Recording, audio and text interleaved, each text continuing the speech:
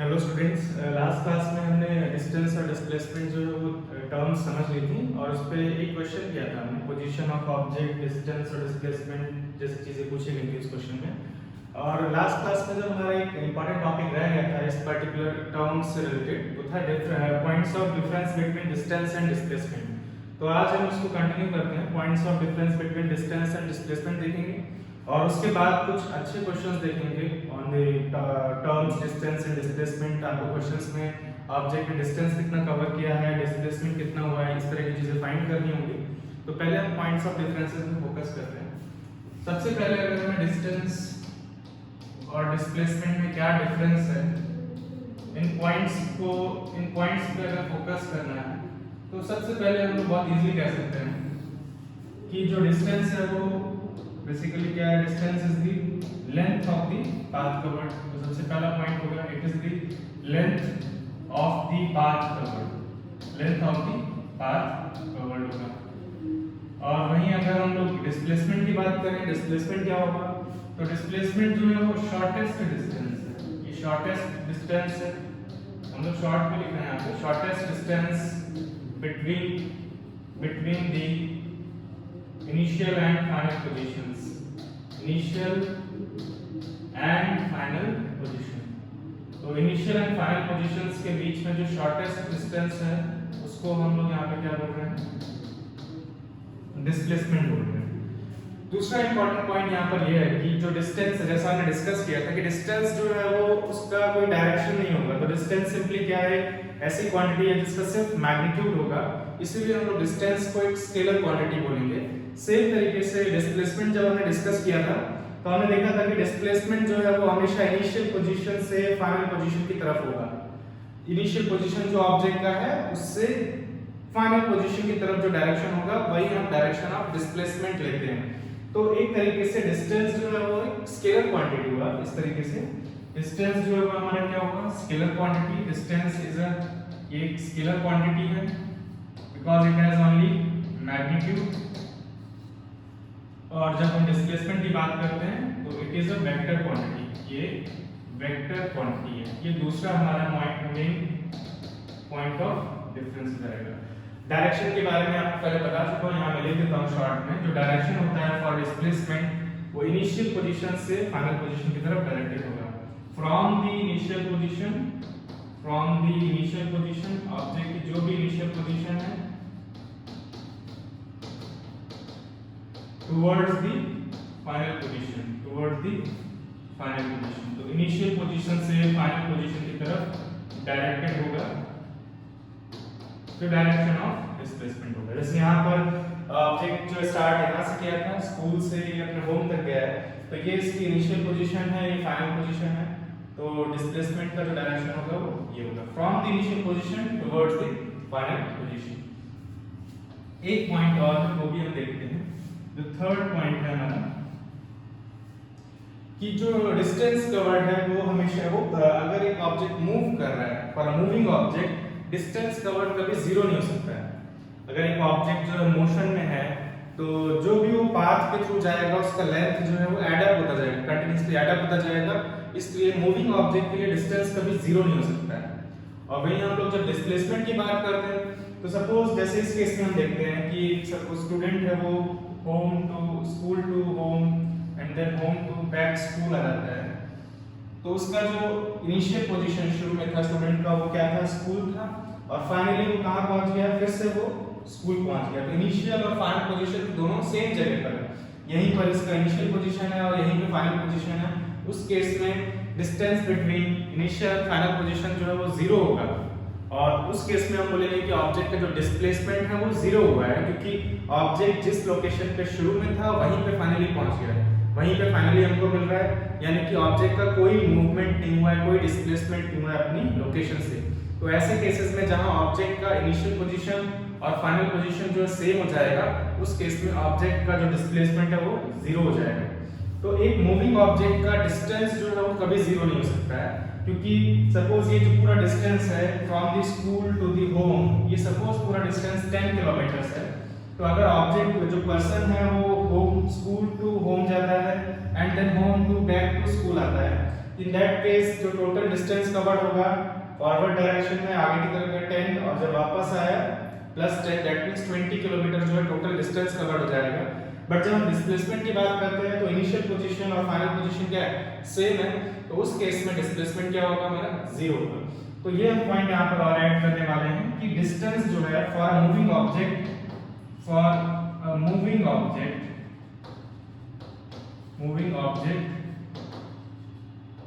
Distance covered can not be zero. एक object जो कि मूव कर रहा है उसके लिए डिस्टेंस कवर्ड 0 हो ही नहीं सकता है।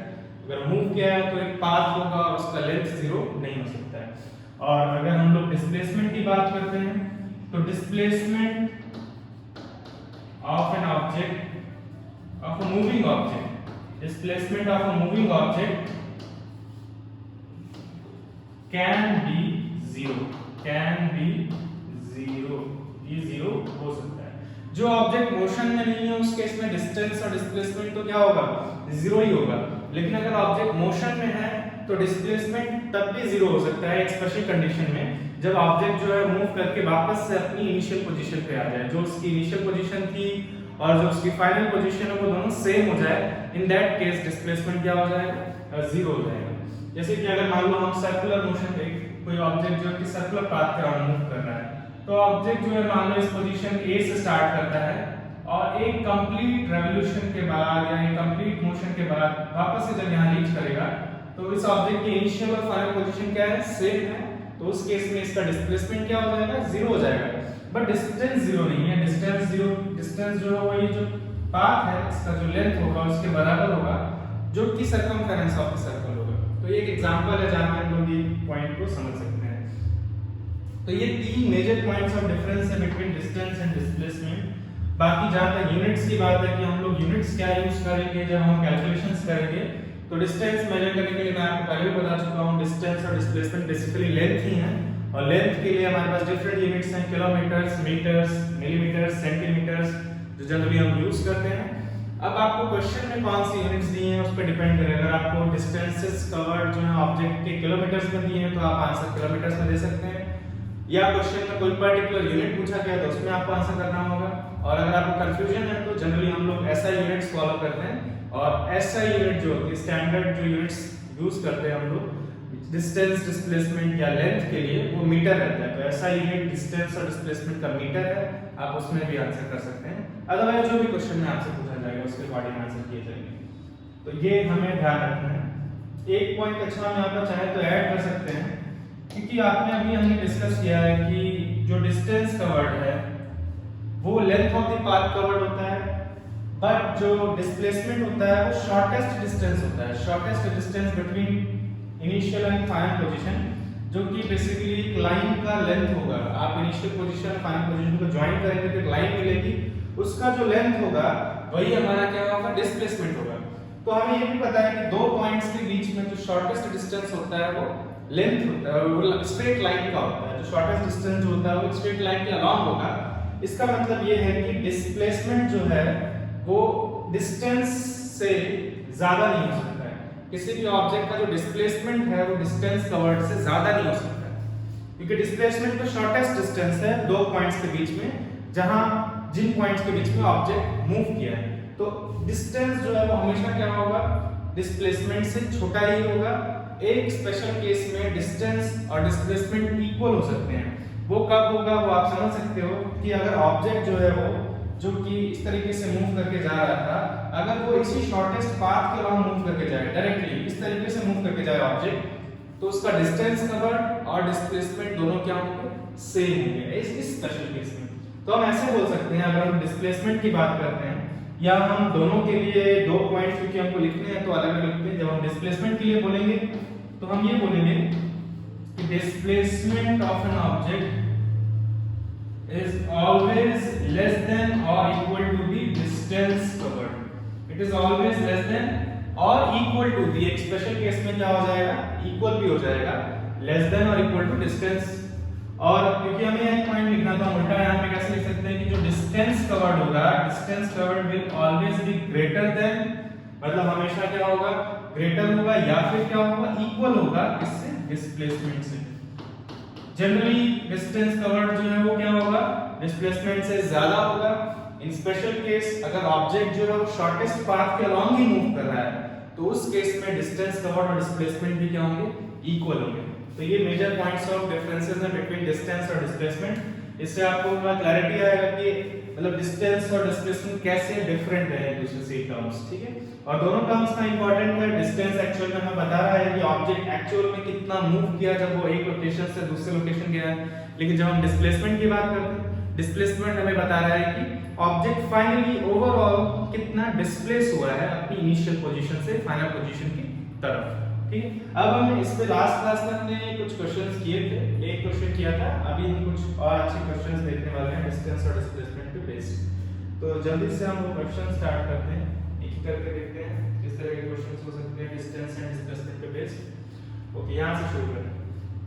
तो यहां पे हमें क्या दिखाई दे रहा है, रेक्टेंगुलर पाथ दिखाई दे रहा है। क्वेश्चन रीड करते हैं, वहां से आप क्लियर होनी चाहिए। An object moves from point A to point C along the rectangle as shown in the figure.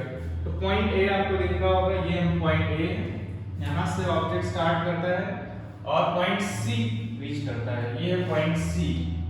तो point A से स्टार्ट किया, point C गया है और ऑब्जेक्ट जो है वो मूव कर रहा है along this rectangle, इस रेक्टेंगुलर पाथ के along मूव कर रहा है, इस तरीके से इसके पाथ के along मूव कर रहा है हमारा ऑब्जेक्ट। तो फाइंड क्या करना है देखते हैं। पहले चीज हमको फाइंड करनी, find the distance covered by the moving object. हमको डिस्टेंस कवर्ड निकालना है। डिस्टेंस होता क्या है, it is the length of the path covered होता है। तो length of the path covered हम किन दो पॉइंट्स के बीच में देखेंगे, हम ऑब्जेक्ट की इनिशियल पोजीशन और ऑब्जेक्ट की जो फाइनल पोजीशन है उसके बीच में पहले पाथ फाइंड करने की कोशिश करेंगे। तो ये हमारा क्या है, पॉइंट ए जहां से ऑब्जेक्ट ने चलना शुरू किया, ये ऑब्जेक्ट के लिए हो जाएगा इनिशियल पोजीशन। जहां से ऑब्जेक्ट मूव करना स्टार्ट करता है वो ऑब्जेक्ट की इनिशियल पोजीशन कहलाएगी, या जहां से हमने ऑब्जेक्ट को ऑब्जर्व करना शुरू किया जिस पॉइंट से, वो उस ऑब्जेक्ट के लिए इनिशियल पोजीशन कहलाएगी। ऑब्जेक्ट जो है वो A to C गया है, दो पॉसिबल पाथ्स हैं, या तो ऑब्जेक्ट ऐसे जा सकता है और या तो ऑब्जेक्ट एंटी क्लॉकवाइज सेंस में जा सकता है। दोनों ही केस में यहाँ पे आंसर्स डिफरेंट नहीं आएंगे, तो हम लोग को ये पाथ ले रहे हैं। सपोज ऑब्जेक्ट जो है क्लॉकवाइज सेंस में इस तरीके से मूव करके गया है A to C, तो ये जो C पॉइंट होगा वो हमारा यहाँ पे क्या हो जाएगा, फाइनल पोजीशन हो जाएगा। C point final position of the object हो जाएगा। इस तरीके से हमें इनिशियल पोजीशन और फाइनल पोजीशन मिल गई।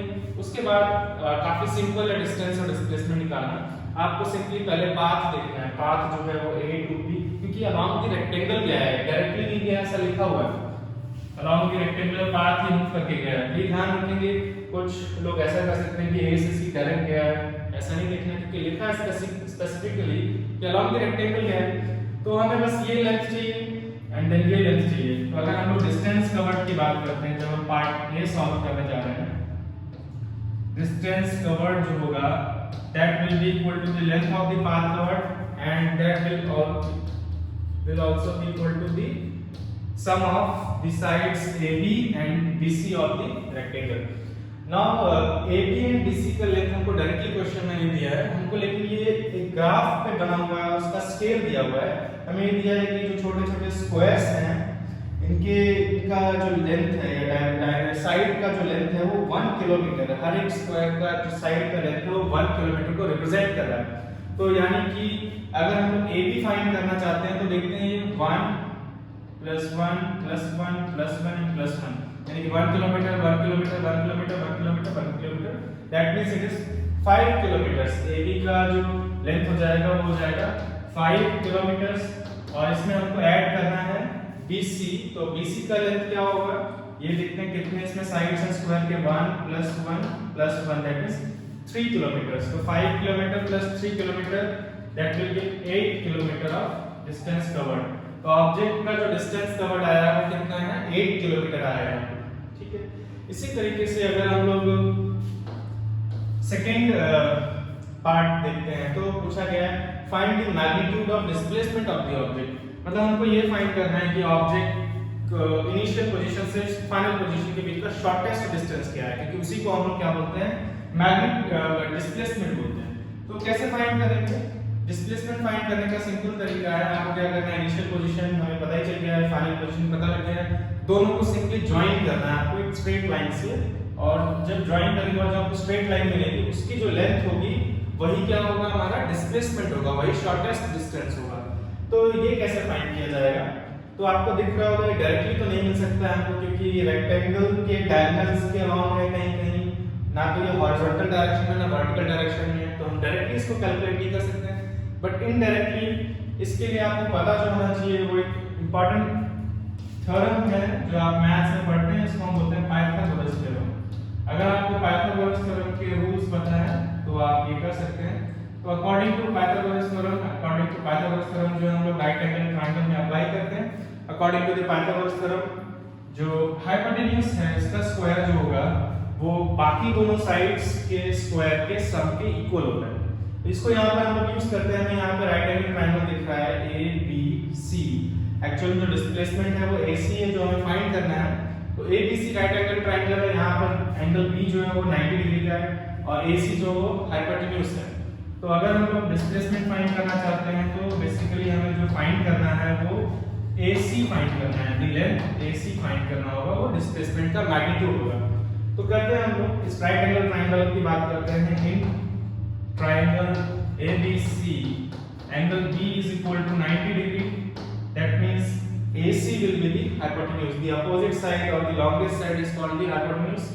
Then hypotenuse, that means AC square, the square of the hypotenuse is equal to the square of the sum of the other sides. तो other sides कौन सी हैं, AB and BC, इनका square करना है और इनको add करना है, that means AB का स्क्वायर प्लस BC का स्क्वायर, इनके सम के इक्वल होगा क्या, AC का स्क्वायर।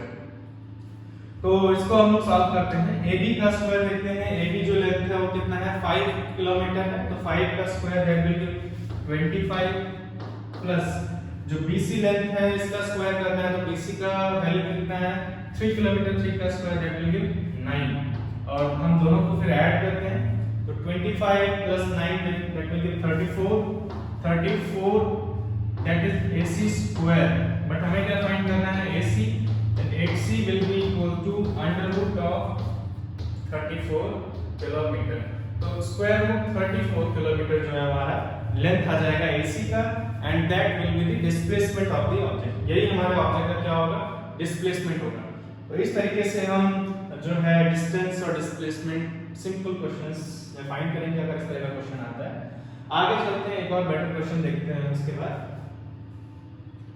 तो जो हमारा नेक्स्ट क्वेश्चन है वो देखते हैं क्या है। नेक्स्ट क्वेश्चन में हमें फिर से उसी पे बेस्ड है डिस्टेंस और डिस्प्लेसमेंट पे कुछ इंफॉर्मेशन दी है, पहले उसको रीड करते हैं। तो क्वेश्चन में ये बोला गया है कि an object moves from point, अच्छा ये डायग्राम दिया है उसके रेफरेंस में बोला जा रहा है, an object moves from point A to point B to point C to point D and finally to point A along the circle as shown in the figure। तो ये एक सर्कुलर पाथ है जिसमें ऑब्जेक्ट जो है वो क्या कर रहा है, मूव कर रहा है, और कहां से स्टार्ट किया है, ऑब्जेक्ट ने A से स्टार्ट किया है और क्लॉकवाइज डायरेक्शन में मूव कर रहा है।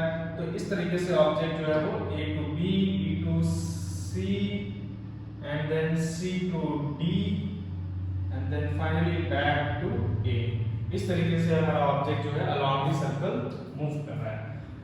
ओके, तो यहाँ पे क्वेश्चंस नहीं दिए क्योंकि मैं यहाँ पे एक्चुअली क्वेश्चंस लिखने वाला हूँ जो हमको यहाँ पे चीजें फाइंड करनी है। तो क्वेश्चन हमारे पास क्या है, देखो हमको फाइंड करना है, find the displacement of the object, displacement of the, okay, distance and displacement, distance and displacement, displacement of the object in one या for the complete motion, जो हमें क्वेश्चन में बोला गया, for the complete motion, तो इस object की complete motion जिसके बारे में क्वेश्चन में बोला गया है उसके लिए आपको distance covered and the displacement of the object find करना है। तो object moves from point A to point B, then point C to point D and then finally point A। So object ने A से start किया है, that means the point A will be the initial position। हमेशा जब भी आप distance displacement के question solve करेंगे इनिशियल एंड फाइनल पोजीशंस आपको मार्क करनी है। And point A will be the initial position of the object, initial position of the object, object की इनिशियल पोजीशन जो है वो पॉइंट ए होगा, ठीक है। Point A will be the initial position of the object. Then तो finally object कहां reach किया है, क्वेश्चन में लिखा फाइनली ऑब्जेक्ट जो पॉइंट ए पे वापस पहुंच गया है after moving along the circle from point B to point C then point B to point A. तो फाइनली ऑब्जेक्ट कहां पहुंच गया, वो ए पे पहुंच गया। तो again A is also the initial final position of the object, it is also the final position of the object, ये ऑब्जेक्ट की फाइनल पोजीशन भी है, ठीक है। तो डिस्टेंस फाइंड करना है, तो डिस्टेंस फाइंड करने का मतलब होता है path of the length, length of the path covered. तो A to B, B to C, C to D and D to A, this is the path और इसका लेंथ हमको फाइंड करना है। तो ये जो ऑब्जेक्ट जो मूव कर रहा है ये along the circumference of the circle move कर रहा है और सर्कमफेरेंस ऑफ द सर्कल का जो भी लेंथ होगा वही हमारे यहाँ पे path of the length of the path है। तो वो लेंथ कैसे निकालेंगे, सिंपल है, अगर हम circumference of the circle find कर पाए तो यहाँ पर जो डिस्टेंस कवर्ड होगा, distance covered of by the object, it will be equal to the circumference of the circle। इस केस में क्या होगा, circumference of the circle होगा, circumference of the circle होगा, इस सर्कल का circumference होगा। तो सर्कल का circumference का आपको एक्चुअल में यहाँ पे फॉर्मूला बताना चाहिए, जैसे हम सर्कल का circumference निकालते हैं और वो इक्वल टू होता है 2 pi r, 2 into pi into r के इक्वल होता है। तो इसमें आपको क्या चाहिए, 2 एक नंबर है, पाई हमें पता ही है, रेडियस चाहिए, r जो है यहाँ पे रेडियस ऑफ द सर्कल है। तो आपको यहाँ रेडियस डायरेक्टली नहीं दिया है फिर से क्वेश्चन में, वो आपको फाइंड करना होगा। ये ग्राफ पे बना हुआ है जहाँ पे स्केल स्पेसिफाई किया है कि ये 1 किलोमीटर है हर एक बॉक्स के साइड का लेंथ। तो सेंटर ऑफ द सर्कल जो है अगर आप फाइंड करना चाहेंगे तो वो ये होगा, या आप गेस कर सकते हैं, आप डिस्टेंसेस मेजर कर सकते हैं। B पॉइंट का यहाँ से डिस्टेंस, A पॉइंट का यहाँ से डिस्टेंस, C का यहाँ से डिस्टेंस और D का यहाँ से डिस्टेंस सेम है। और ये जो सेंटर से जो डिस्टेंस होता है किसी भी पॉइंट का ऑन द सर्कल, यही हमारा क्या है, रेडियस होगा। तो इस केस में रेडियस कितना होगा, ये 1 किलोमीटर है, ये भी 1 किलोमीटर है, ये 1 किलोमीटर है, दैट मींस 3 किलोमीटर जो है हमारा वो रेडियस हो जाएगा। 3 किलोमीटर जो है वो इस सर्कुलर पाथ का रेडियस हो जाएगा। तो यहाँ पुट करते हैं 2 multiplied by pi multiplied by 3 और हमें जो आंसर मिलेगा वो मिलेगा 6 पाई, या हम इसको 6 मल्टीप्लाइड बाय यहाँ पर हम पाई 22 बाय 7 ले लेते हैं। तो 6 to 12 13 बाय 132 बाय 7, ये जो है वो डिस्टेंस कवर्ड आ जाएगा इन किलोमीटर्स। बाकी आप इसको डिवाइड करके पॉइंट्स में भी लिख सकते हैं, 7 1 7 62 7 9 63 7 8 56 56 प्लस 660 हो जाएगा, 7 8 56 18.8 समथिंग किलोमीटर आएगा। तो ये अप्रोक्सीमेटली इसके बराबर होगा। ये हमारा क्या आ गया, डिस्टेंस कवर्ड आ गया। सेम आगे चलते हैं, डिस्प्लेसमेंट फाइंड करना है। डिस्प्लेसमेंट फाइंड करना सबसे इजी होता है। डिस्प्लेसमेंट जो है वो शॉर्टेस्ट डिस्टेंस होता है between initial and final positions. इसका मतलब आपको इनिशियल और फाइनल पोजीशंस की लोकेशन पता होनी चाहिए। इनिशियल पोजीशन ए है और फाइनल पोजीशन भी ए है, तो उस केस में डिस्प्लेसमेंट क्या हो जाएगा, जब ऑब्जेक्ट ए से स्टार्ट किया और ए पे ही रीच कर गया है, इसका मतलब ऑब्जेक्ट का डिस्प्लेसमेंट जीरो हो गया है, क्योंकि दो पॉइंट जो कोइंसाइड कर रहे हैं उनके बीच का डिस्टेंस क्या होगा, जीरो होगा। तो इन this case the displacement will be zero, displacement of the object will be zero, यहां पर डिस्प्लेसमेंट जीरो होगा। तो इस तरीके से ये भी एक डिफरेंट क्वेश्चन था। पिछले क्वेश्चन में जो है रेक्टेंगुलर पाथ था, वहां पे हमने डिस्टेंस डिस्प्लेसमेंट निकाला, इस बार जो है सर्कुलर पाथ है। इस तरीके के डिफरेंट टाइप के क्वेश्चंस बनाए जा सकते हैं। सभी क्वेश्चन में कॉमन ये होगा कि ऑब्जेक्ट किसी एक इनिशियल पोजीशन से शुरू किया होगा, किसी एक फाइनली किसी एक पोजीशन में पहुंचा होगा जिसको हम लोग फाइनल पोजीशन बोल रहे हैं, और उन दोनों के बीच का जो शॉर्टेस्ट डिस्टेंस होगा वो हमारा डिस्प्लेसमेंट होगा, और जिस पाथ से वो गया है from the initial position to the final position उसका जो लेंथ होगा वही हमारा डिस्टेंस होगा। सभी क्वेश्चन में ये कॉमन होगा, तो आप इसके अकॉर्डिंग चलेंगे, ज्यादातर क्वेश्चंस हम सॉल्व कर सकते हैं। तो इसी तरीके से प्रैक्टिस के लिए हम एक क्वेश्चन और देखते हैं। ये क्वेश्चन में देखते हैं क्या पूछा गया है। ओके, इसमें पूछा गया है कि एक ऑब्जेक्ट जो है वो an athlete runs around the circular track as shown in the figure of radius 200 metre. तो ये जो सर्कुलर ट्रैक है बना हुआ है, इसका रेडियस हमको 200 मीटर है। Okay, with a uniform speed अच्छा, हमने अभी तक स्पीड के बारे में नहीं पढ़ा है, लेकिन जब यूनिफॉर्म स्पीड कहा जा रहा है तो ऐसे समझो कि ये सेम स्पीड से जा रहा है। स्पीड का सभी को थोड़ा बहुत आइडिया है, सेम स्पीड से जा रहा है, मतलब कि अगर वो सपोज 1 घंटे में 5 किलोमीटर कवर करता है तो हर 1 घंटे में वो 5 किलोमीटर ही कवर कर रहा है, सेम स्पीड का ही मतलब। या कोई ऑब्जेक्ट 1 सेकंड में 5 मीटर मूव करता है तो हर 1 सेकंड में वो 5 मीटर ही मूव कर रहा है, इसको हम लोग यूनिफॉर्म स्पीड बोलते हैं। तो ये ध्यान रखेंगे, बाकी हम स्पीड के बारे में डिटेल में आगे पढ़ेंगे। फिर क्या दिया है कि time taken for one complete round is 100 seconds. तो एक कंप्लीट राउंड, अब कंप्लीट राउंड का मतलब सपोज एक पर्टिकुलर पॉइंट से इसने स्टार्ट किया और मूव करके वापस से वहां पहुंच गया तो हम बोलेंगे एक कंप्लीट राउंड हो गया। एक कंप्लीट राउंड करने में इसको 100 सेकंड्स लग रहे हैं इस ऑब्जेक्ट को। तो हमको क्या करना है कि डिफरेंट केसेस दिए हुए हैं, इनके लिए हमको डिस्टेंस कवर्ड और डिस्प्लेसमेंट फाइंड करना है ऑब्जेक्ट का। ओके, तो पहले ही काम करते हैं। एक्चुअल में यहाँ पे आपको जो केसेस दिए उसमें पॉइंट्स लिखे हैं और पॉइंट्स हैं स्पेसिफाई नहीं किए, तो मैं आपको बता देता हूँ। ये जो पॉइंट है ये हम पॉइंट ए ले रहे हैं, ये पॉइंट जो है हम लोग बी ले रहे हैं, इस पॉइंट को हम लोग सी ले रहे हैं, इस पॉइंट को डी ले रहे हैं। ए और सी जो है वो डायमीटर्स के अपोजिट एंड्स पे लाई कर रहे हैं, बी एंड डी जो है वो डायमीटर के अपोजिट एंड्स पे लाई कर रहे हैं, और ये हमारा centre of the circular path है। ठीक है, तो आप सॉल्व करते हैं इसको जैसा आप कर रहे थे अभी, इन्हीं रूल्स के अकॉर्डिंग चलेंगे। सबसे पहले हम गिवन डाटा को लिखते हैं। जो रेडियस है वो हमें दिया है 200 मीटर सर्कुलर पाथ का, और total time taken for one revolution या वन कंप्लीट मोशन, जो कंप्लीट राउंड जो है वो 100 सेकेंड्स दिया है। दैट मींस मान लो ऐसा करते हैं, ऑब्जेक्ट जो ए से स्टार्ट कर रहा है और वो एंटी क्लॉकवाइज जा रहा है, तो ए से बी, बी से सी, सी से D and then finally at to A जब पहुंचेगा तो 100 सेकंड लग जाएंगे, उसको 100 सेकंड्स हो जाएंगे। ये दिया हुआ है, तो एक चीज हम ये भी ध्यान रखेंगे। अब देखते हैं हमें क्या फाइंड करना है। तो देखते हैं इसकी जरूरत हमें यहाँ पड़ेगी कि नहीं पड़ेगी, ये भी है। हमें फाइंड करना है distance covered and displacement for the following cases. तो पहला केस क्या है, when object goes from A to C. मैंने मान लिया कि ऑब्जेक्ट एंटी क्लॉकवाइज जा रहा है, इसके अकॉर्डिंग हम लोग क्वेश्चन को सॉल्व कर रहे हैं। तो ऑब्जेक्ट ए से सी गया है, तो डिस्टेंस कवर्ड और डिस्प्लेसमेंट आपको फाइंड करना है फ्रॉम पॉइंट ए टू सी। तो इस केस में, फर्स्ट केस में जब हम बात करते हैं, जब हम सॉल्व करने जा रहे हैं आपके क्वेश्चन को, तो इसका जो फर्स्ट पार्ट है इसमें इनिशियल पोजीशन जो है वो हमारा क्या हो जाएगा, मैं इसको शॉर्ट कर देता हूं आई पी, मतलब इनिशियल पोजीशन जो है हमारा पॉइंट ए हो गया और ऑब्जेक्ट फाइनली रीच किया पॉइंट सी पे, तो फाइनल पोजीशन जो है हमारा पॉइंट सी हो जाएगा। ये हो गया हमारा इनिशियल पोजीशन, और ये वाला जो हो गया पोजीशन ये हमारा फाइनल पोजीशन हो जाएगा ऑब्जेक्ट का। ठीक है, तो डिस्टेंस निकालना है। डिस्टेंस निकालना है इसका मतलब हमको length of the path covered find करना होगा, और वो ये डिस्टेंस होगा, ये लेंथ निकालना है हमको।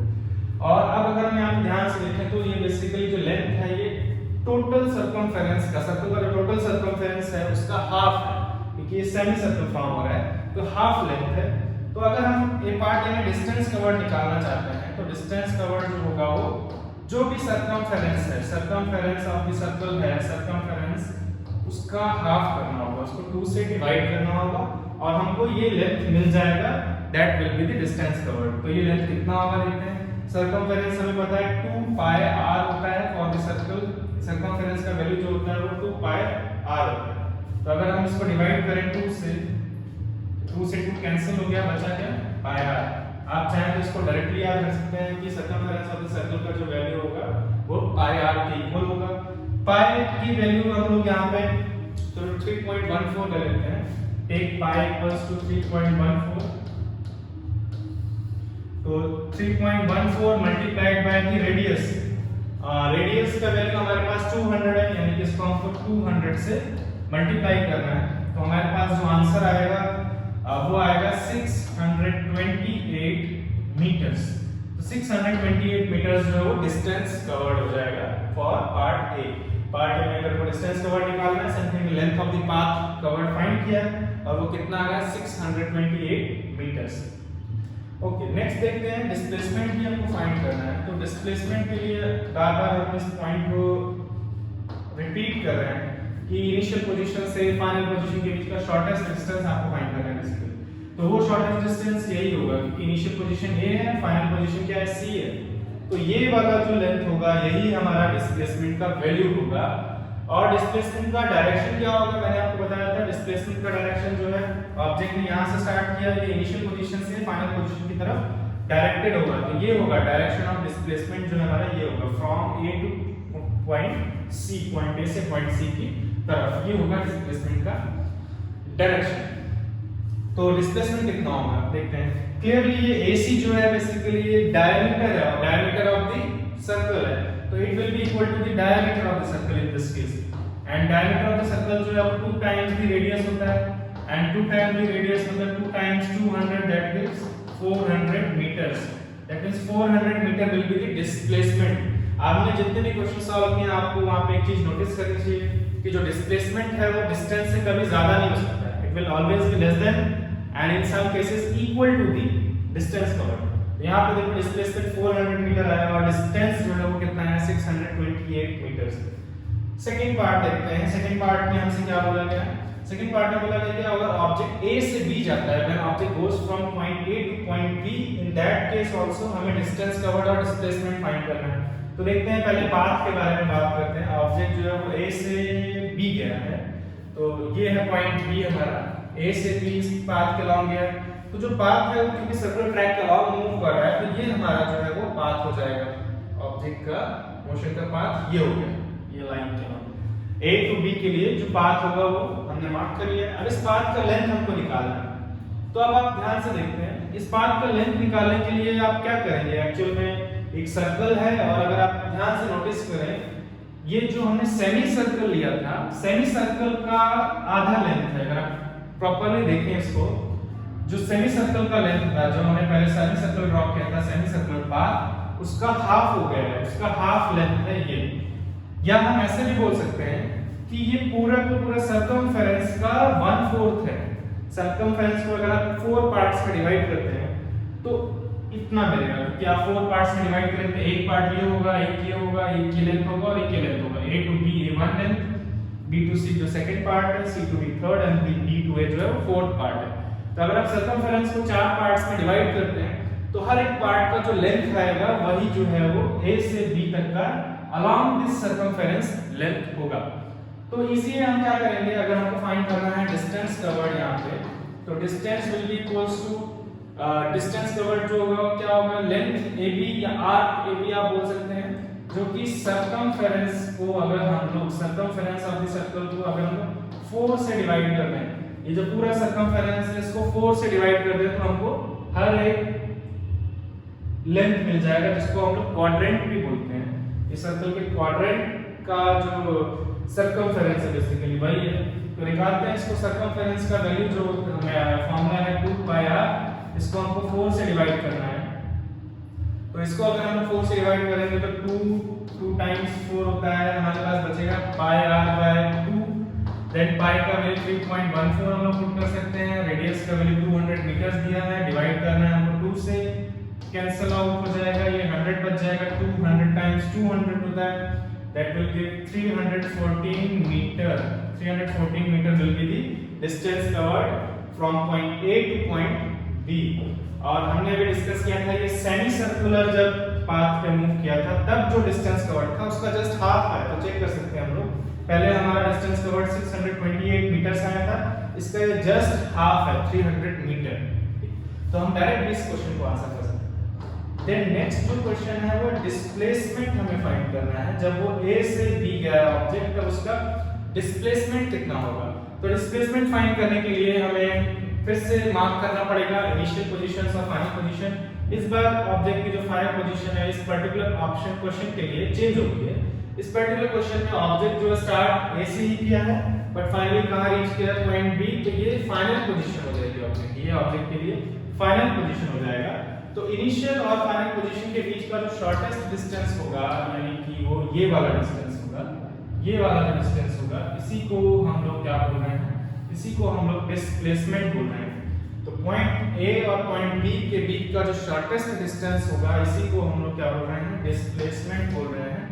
और यही हमको फाइंड करना है, डिस्प्लेसमेंट हमको यहाँ पे फाइंड करना है, ठीक है। तो इसको हम फाइंड करते हैं, डिस्प्लेसमेंट को कैसे फाइंड किया जाएगा। अब यहाँ पे डायरेक्टली नहीं मिल रहा है, इसके लिए कोई डायरेक्ट फॉर्मूला नहीं है, बट अगर आप थोड़ा सा फोकस करें डायग्राम पे तो आप फाइंड करेंगे कि आपको शायद एक ट्रायंगल दिख रहा हो, राइट एंगल ट्रायंगल। जैसे कि हम अगर फोकस करें AOB ट्रायंगल पे, तो ये यहाँ पे राइट एंगल है, एट पॉइंट वर्टेक्स O पे इसका राइट एंगल बन रहा है। तो ये जो राइट एंगल ट्रायंगल है, इसकी ये दो साइड्स एक्चुअल में हमको पता है, OA एंड OB हमको पता है। OA का जो लेंथ है वो बेसिकली रेडियस के बराबर है। OA जो है वो रेडियस ऑफ द सर्कल है, and OB is also the radius of the circle. OB is also the radius of the circle. ये दोनों ही सर्कल के रेडियस हैं बेसिकली। तो इसका मतलब हमको ये दो साइड्स पता है, और अगर एंगल O जो है वो 90 डिग्री है, राइट एंगल है, that means AB must be the hypotenuse. तो AB हाइपोटेन्यूज है। फिर से हमको जैसे हमने रेक्टेंगल वाले क्वेश्चन में किया था पिछले क्वेश्चन में, सेम तरीके से हमको एक राइट एंगल ट्रायंगल में बेसिकली हाइपोटेन्यूज फाइंड करना है, और उसका जो लेंथ होगा वही यहाँ पर ऑब्जेक्ट का डिस्प्लेसमेंट है। तो displacement is equal to AB जो लेंथ है उसके इक्वल होगा। तो फिर से हम लोग क्या करेंगे, पाइथागोरस थ्योरम यूज करेंगे। यूजिंग पाइथागोरस थ्योरम हम लोग अब पाइथागोरस थ्योरम यूज करने वाले हैं फॉर द ट्रायंगल। कौन से ट्रायंगल की बात कर रहे हैं हम लोग? AOB ट्रायंगल की बात कर रहे हैं, AOB ट्रायंगल की। तो देखते हैं कैसे करेंगे। हमें पता है कि जो हाइपोटेन्यूज का स्क्वायर होगा वो बाकी दोनों साइड के स्क्वायर के सम के बराबर होता है, यानी कि ये OA का स्क्वायर प्लस OB का स्क्वायर होगा, OA प्लस OB का स्क्वायर होगा। तो OA का वैल्यू कितना है वो देखते हैं हम लोग। OA का वैल्यू 200 है, 200 का हमको स्क्वायर करना है, 200 का स्क्वायर करना है, और प्लस OB भी 200 है, तो इसका भी स्क्वायर किया जाएगा। तो इसको आप अपने हिसाब से सॉल्व कर सकते हैं। मैं एक सिंपल तरीके से कर रहा हूँ। मैं इसमें 200 का स्क्वायर जो है दोनों में से कॉमन होगा, तो अंदर बचेगा 1 प्लस 1।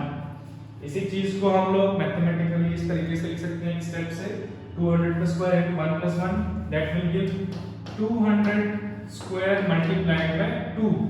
बेसिकली ये 200 स्क्वायर का 2 टाइम्स है। तो हमें तो AB फाइंड करना है, AB स्क्वायर का value, that AB must be equals to square root of 200 square into 2। 200 का स्क्वायर जो है वो बाहर निकल जाएगा, तो 200 बचेगा, स्क्वायर रूट से कैंसिल हो जाएगा, और बाकी बचेगा √2। This will be the in metres, this will be the displacement of the object. अगर आप इसको फर्दर कैलकुलेट करना चाहते हैं तो एक बार हम कैलकुलेट करते हैं। 200 मल्टीप्लाइड बाय √2 को हम लोग 1.41 यूज कर सकते हैं वैल्यू यहाँ पे, और पुट करते हैं इसके बाद, तो 282 metres approximately will be the displacement. फिर से हमने नोटिस किया है यहाँ पे कि डिस्प्लेसमेंट 282 मीटर है यहाँ पे, और डिस्टेंस जो है वो 314 मीटर है। Distance will always be greater than displacement, except in one case where distance and displacement will be same. तो ये हमारा एक और क्वेश्चन हो गया। इसमें दो पार्ट्स और हैं, पॉइंट पार्ट C और पार्ट D। या खुद ट्राई करना। पार्ट C में क्या बोला गया है कि जब ऑब्जेक्ट जो है वो A से स्टार्ट करने के बाद फाइनली C तक D तक रीच करता है, उसके लिए आपको, मतलब A से शुरू किया इसने और कहां पहुंचा है, D तक पहुंचा है, इसके लिए आपको डिस्टेंस कवर्ड और डिस्प्लेसमेंट निकालना है। और लास्ट पार्ट में कंप्लीट राउंड के लिए डिस्टेंस कवर्ड और डिस्प्लेसमेंट निकालना है। तो कंप्लीट राउंड वाला केस हम पहले अभी कर चुके हैं, वैसे ही कुछ फॉलो करना होगा। इस पार्ट को आप खुद सोचेंगे कि कैसे आपको जब ऑब्जेक्ट A पॉइंट से D पॉइंट तक अराउंड द सर्कल जाता है तो डिस्टेंस कवर्ड और डिस्प्लेसमेंट कैसे फाइंड किया जाएगा। तो ऐसे हम लोग एक दो क्वेश्चंस और करते हैं समझने के लिए। आपने नोटिस किया होगा हम जो क्वेश्चंस कर रहे हैं वो उनका लेवल थोड़ा सा इंक्रीज करता जा रहा है, जिससे आप समझ पाएं कि डिस्टेंस और डिस्प्लेसमेंट पे थोड़े कॉम्प्लेक्स क्वेश्चंस भी बनाए जा सकते हैं। तो हम लोग आगे चलते हैं और एक क्वेश्चन और देखते हैं डिस्टेंस और डिस्प्लेसमेंट पे बेस्ड। तो देखो नेक्स्ट क्वेश्चन में क्या बोला गया है, देखते हैं। नेक्स्ट क्वेश्चन में हमें दिया है एक व्हील है और इसका शायद हमको रेडियस दिया है, ये 1 मीटर है। 1 मीटर का व्हील है, ये रोल कर रहा है, इसलिए इसे घूमता हुआ जा रहा है, रोल कर रहा है in forward direction, half revolution की आधा रोल करता है, आधा रेवोल्यूशन करता है on a horizontal ground. Rolling का मतलब जैसे आपने सिलेंडर्स देखे होंगे, उनको अगर पुश किया जाता है तो इस तरीके से रोल, ड्रम्स जो है वो कैसे ग्राउंड पर रोल करते हैं वैसे ही आपको इमेजिन करना है। तो ये सिलेंड्रिकल है, साइड से आपको कैसा दिखाई देगा, ये सर्कल दिखाई देगा, बाकी पार्ट इसका इनसाइड है, ऐसे देखना है। और ये रोल कर रहा है व्हील, तो द मैग्नीट्यूड ऑफ, जैसे व्हीकल्स में व्हील रोल करते हैं सेम तरीके से, the magnitude of the displacement of the point of the wheel initially in contact with the ground आपको फाइंड करना है। तो देखो ये थोड़ा सा कंफ्यूजिंग है, देखते हैं क्या फाइंड करना है। पहले तो हम इसमें पहले ग्राउंड दिखा देते हैं। ये रहा ग्राउंड जिस पे ये व्हील जो है वो क्या कर रहा है, रोल कर रहा है, इस ग्राउंड पे रोल कर रहा है। तो रोल करके ये आगे जाएगा।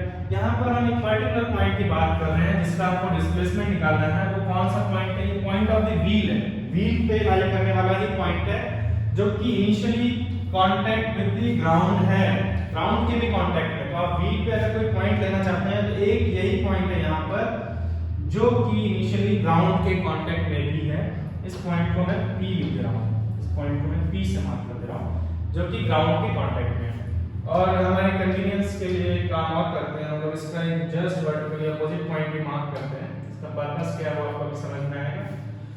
तो ये व्हील जो है फॉरवर्ड मूव कर रहा है और आधा रेवोल्यूशन के बाद आधा हाफ रेवोल्यूशन करेगा। हाफ रेवोल्यूशन का क्या मतलब है? कंप्लीट रेवोल्यूशन का मतलब ये है कि व्हील जो है वो इस तरीके से मूव करके कंप्लीट रेवोल्यूशन जब करेगा तो ये पॉइंट P जो है पहले इधर से इधर जाएगा, इधर से इधर जाएगा, घूम के वापस से जब यहाँ आ जाएगा पॉइंट P ग्राउंड के कांटेक्ट में, तब एक कंप्लीट रेवोल्यूशन होगा। कैसे? इस तरीके से। सपोज ये पॉइंट P को रिप्रेजेंट कर रहा है ये, और ये पॉइंट Q को रिप्रेजेंट कर रहा है। तो ये इस तरीके से मूव करके जब फाइनली यहाँ पहुंच जाएगा पॉइंट P, तब हमारा क्या हो जाएगा? एक कंप्लीट रेवोल्यूशन हो जाएगा। तो हाफ रेवोल्यूशन कब होगा? हाफ रेवोल्यूशन कब होगा? जब पॉइंट P घूम के वापस से यहाँ पहुंच जाए और Q जो है उसी समय घूम के यहाँ आ जाए, मतलब उल्टा हो जाएगा, पॉइंट P ऊपर होगा Q नीचे होगा, ऐसा कुछ। ये पॉइंट Q है, ये पॉइंट P है। तो हाफ रेवोल्यूशन के बाद कुछ ऐसा होने वाला है, ये व्हील का इस तरीके का लोकेशन देने वाला है। मतलब पॉइंट P जो है उस केस में कहाँ होगा? वो ऊपर होगा, जो कि पहले कहाँ था? ग्राउंड के कांटेक्ट में था। पॉइंट P घूम के यहाँ पहुंच जाएगा। यहाँ थोड़ा मैं करेक्ट बनाने की कोशिश करता हूँ इसको। पॉइंट P हमारा मूव करके यहाँ पहुंच जाएगा और जो Q पॉइंट है मूव करके कहाँ आ जाएगा? वो इस लोकेशन पे आ जाएगा, ये Q पॉइंट हो जाएगा। तो आफ्टर हाफ रेवोल्यूशन ऐसा होगा। अगर हम एक और रेवोल्यूशन करते हैं तो further after one more revolution point P जो है वो यहाँ होगा और पॉइंट Q जो है वो ऊपर पहुंच जाएगा। ये क्या है हमारा? After one revolution, one complete revolution, and this is after half revolution, half revolution. तो अब हमें मिल गया है पॉइंट P की दो पोजीशंस, हमें इस पे फोकस करना है, हाफ रेवोल्यूशन पे। तो बिफोर स्टार्टिंग इनिशियली जो ऑब्जेक्ट जो है पॉइंट जो है वो जिस जगह पे था वो उसका इनिशियल पोजीशन होगा जो कि ग्राउंड के कांटेक्ट में, ये हमारा इनिशियल पोजीशन हो गया। और ये हमारा क्या हो गया? फाइनल पोजीशन हो गया। ये हमारा फाइनल पोजीशन हो गया किसका? पॉइंट P का। फाइनली पॉइंट P जो है वो इस लोकेशन पे होगा आफ्टर हाफ रेवोल्यूशन, जैसा कि क्वेश्चन में दिया गया उसके अकॉर्डिंग। तो हमें डिस्प्लेसमेंट फाइंड करना है। तो डिस्प्लेसमेंट आपको याद ही है कि डिस्प्लेसमेंट जो है वो इनिशियल पोजीशन फाइनल पोजीशन का बीच का शॉर्टेस्ट डिस्टेंस होता है। तो इसको हम लोग ज्वाइन करते हैं, ये हमारा डिस्प्लेसमेंट होगा। ये जो लाइन मैंने यहाँ ड्रॉ की है ये हमारी डिस्प्लेसमेंट होगी। एक काम करते हैं, इसको थोड़ा सा हम लोग हाईलाइट करते हैं। डिस्प्लेसमेंट जो है वो ये वाला distance P to Q, P to P actual में ये नई जो पोजीशन है पॉइंट के बीच का हमको शॉर्टेस्ट डिस्टेंस निकालना है। और ये काफी कॉम्प्लेक्स लग रहा है देखने में कि कैसे निकाला जाएगा, तो आपको यहाँ पर थोड़ा सा सोचना पड़ेगा चीजों को। जैसे कि हम एक चीज तो जानते हैं कि ये वाला जो डिस्टेंस होगा वो एक्चुअली डायमीटर है, ये डायमीटर ऑफ दिस व्हील है, व्हील का ये डायमीटर है। और ये वाली जो साइड है और ये जो डायमीटर है ये एक दूसरे के परपेंडिकुलर होंगे क्योंकि कंप्लीटली वर्टिकल है और ये हॉरिजॉन्टल ग्राउंड है। तो ये दोनों एंगल 90 डिग्री का बना रहे हैं। इसका मतलब ये हुआ कि अगर मुझे PQ किसी तरीके से और ये वाला PQ मतलब अगर नई लोकेशन को P' Q और PQ अगर हम किसी तरीके से पता लग जाए तो हम जो है वो ये वाली साइड फाइंड कर सकते हैं क्योंकि ये हाइपोटेन्यूज की तरह वर्क कर रही है। तो ये हम बता सकते हैं क्योंकि PQ जो है वो डायमीटर है, तो रेडियस अगर 1 मीटर है तो डायमीटर ऑफ द सर्कल क्या होता है? डबल ऑफ द रेडियस होता है। That means this length is 2 meter, P' Q is 2 meter, but what will be the length of PQ? तो अब आपको यहाँ थोड़ा सोचना पड़ेगा। जब सर्कल जो है, जब व्हील जो है वो एक कंप्लीट रेवोल्यूशन करेगा तो पॉइंट P वापस से यहाँ आ गया, इसका मतलब इस व्हील ने जब रेवोल्यूशन किया उस समय इसने हॉरिजॉन्टल में जो डिस्टेंस कवर किया होगा वो व्हील के सर्कमफेरेंस के बराबर ही होगा। क्या मतलब है इसका? क्योंकि जब जब व्हील रोटेट करता हुआ जाएगा तो ये सारे पॉइंट्स जो है वो ग्राउंड के कांटेक्ट में आते जाएंगे, उसके अकॉर्डिंग आगे जाएगा, फिर मुड़ करके फिर आगे जाएगा। तो एक रेवोल्यूशन में व्हील जो हॉरिजॉन्टल डिस्टेंस कवर करेगा उसके सर्कमफेरेंस के बराबर होगा। आप ये एक्सपेरिमेंट कर सकते हैं सर्कुलर शेप के या डिस्क शेप के ऑब्जेक्ट्स को यूज करके, कॉइन को यूज करके, कि जब आप उसको एक कंप्लीट रेवोल्यूशन कराएंगे उस पर पर्टिकुलर सर्कुलर ऑब्जेक्ट को या डिस्क शेप का जो ऑब्जेक्ट है या सिलेंड्रिकल शेप का ऑब्जेक्ट है, तो वो ऑब्जेक्ट जो हॉरिजॉन्टल में डिस्टेंस कितना कवर करेगा जितना उसका सर्कमफेरेंस होगा। तो एक रेवोल्यूशन में वो कितना डिस्टेंस कवर करेगा जितना उसका सर्कमफेरेंस है। यहाँ पे सेकंड वाला जो डायग्राम बना है ये हाफ रेवोल्यूशन का है, तो इस केस में ये जो डिस्टेंस कवर्ड होगा ये हाफ ऑफ द सर्कमफेरेंस होगा। तो सर्कमफेरेंस जो होता है वो 2 पाई r होता है, इसका हाफ हमको करना है 2 पाई r by 2 will be pi into r and the radius जो है यहाँ पे व्हील का कितना है वो 1 मीटर है। That means pi will be the, pi का मैं वैल्यू यहाँ पुट करता हूँ, पाई के फॉर्म में रख लेते हैं। Pi will be the, pi meters will be the length of PQ which will be half of the length of the circumference, because जब ये रोटेट करेगा तो यही लेंथ जो है ये हॉरिजॉन्टल में कवर करेगा, वापस से इस पोजीशन पे पहुंच जाएगा। तो अब हम लोग देखते हैं कि ये कैसे फाइंड किया जाएगा। अब हमको पता लग गया ये लेंथ कितना है, ये लेंथ कितना है, हाइपोटेन्यूज फाइंड करना है अगेन यूजिंग पाइथागोरस थ्योरम। तो यूजिंग पाइथागोरस थ्योरम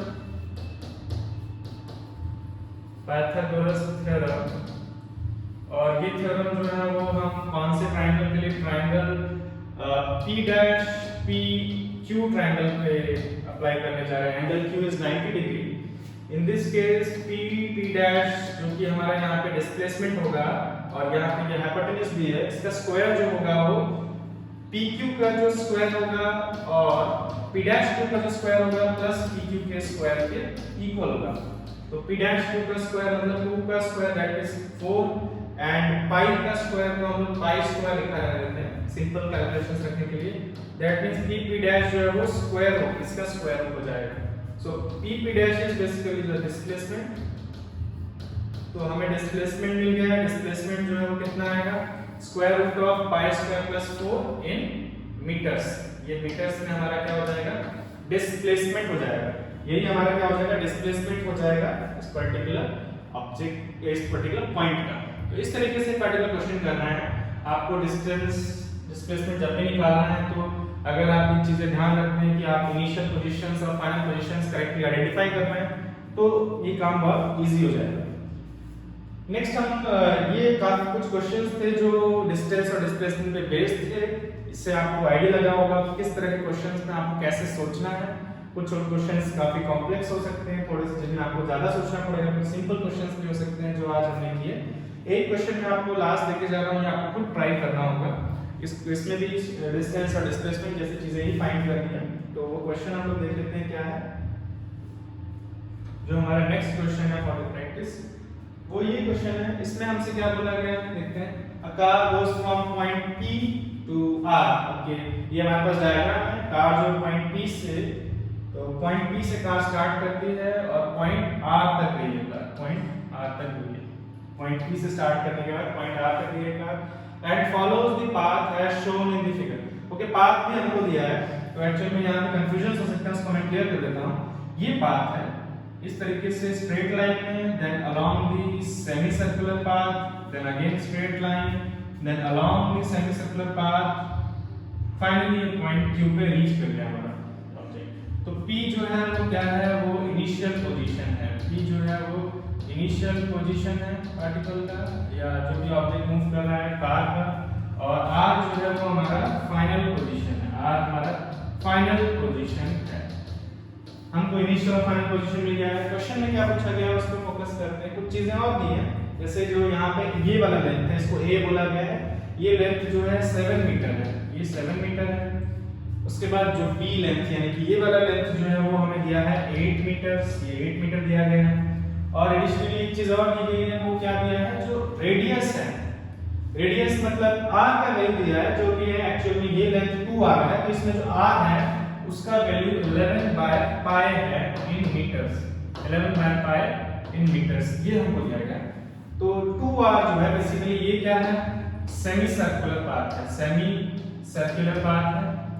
सेम तरीके से ये पाथ भी हमारा सेमी सर्कुलर है। तो यहाँ पे इसका डायमीटर जो है वो 2r दिया है, दैट मींस जो इस सेमी सर्कुलर पाथ का रेडियस है वो r होगा। यहाँ पे सेमी सर्कुलर पाथ का जो डायमीटर है वो 4r दिया है, तो 4r का हाफ